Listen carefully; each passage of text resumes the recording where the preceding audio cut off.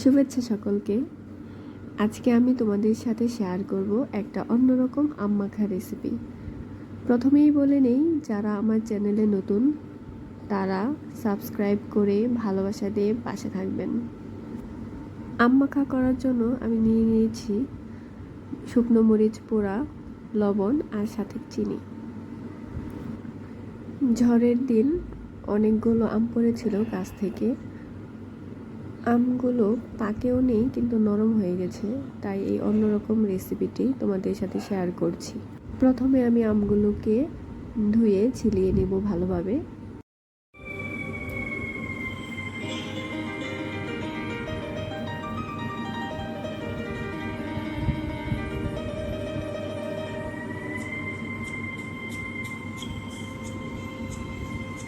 আমার সারাটা দিন মেঘলায় আকাশ বৃষ্টি তোমাকে দিলাম।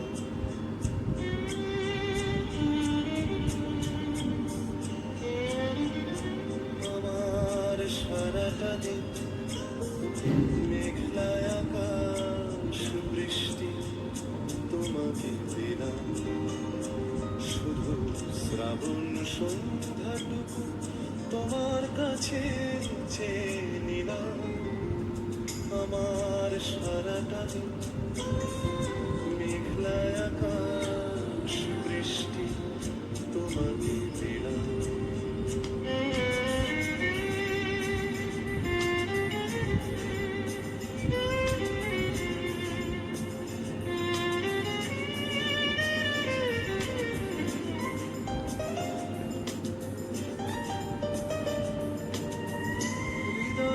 জানালায় চোখ মেলে রাখি, বাতাসের বাঁশিতে কান পেতে থাকি।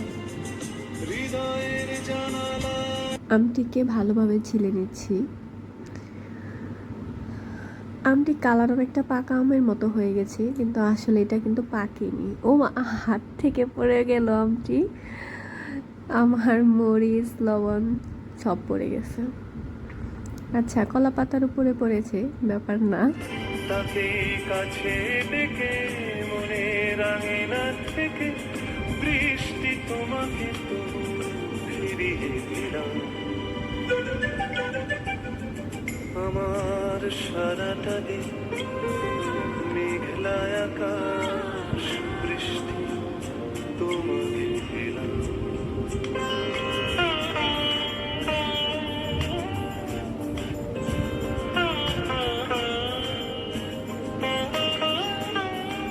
আমার আম ধোয়া শেষ, এখন আম কুচি করে নিচ্ছি। কুচি না, এটা হচ্ছে ফালা ফালা করা আর কি। আমগুলোকে কেটে নিচ্ছি। তোমাকে দিলাম।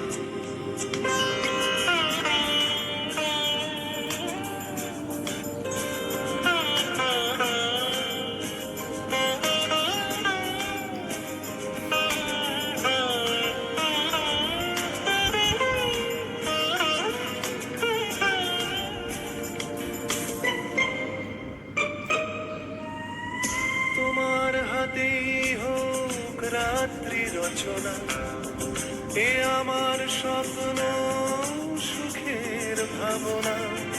তোমার হাতেই হোক রাত্রি রচনা, এ আমার স্বপ্ন সুখের ভাবনা। চেয়েছি পেতে যাকে, চাই না হারাতে তাকে, বৃষ্টি তোমাকে তাই ফিরে চাই না। আমার আমগুলো কুচি করা শেষ, এখন এতে শুকনো মরিচ নিয়ে নিচ্ছি, সাথে লবণ, তারপর দিয়ে দেব চিনি।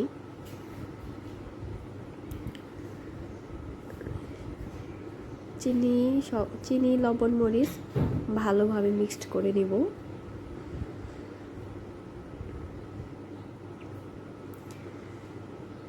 অনেকেই প্রশ্ন করেন শুকনো মরিচ খালি হাতে ধরলে আমার হাত জ্বলে কিনা।